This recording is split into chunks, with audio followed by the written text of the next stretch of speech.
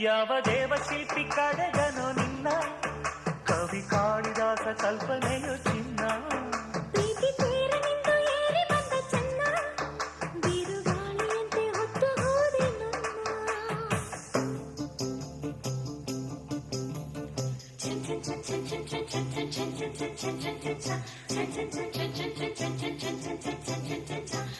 ಮುತ್ತು ಮುತ್ತು ಮುತ್ತು ಗಿಣಿಯೇ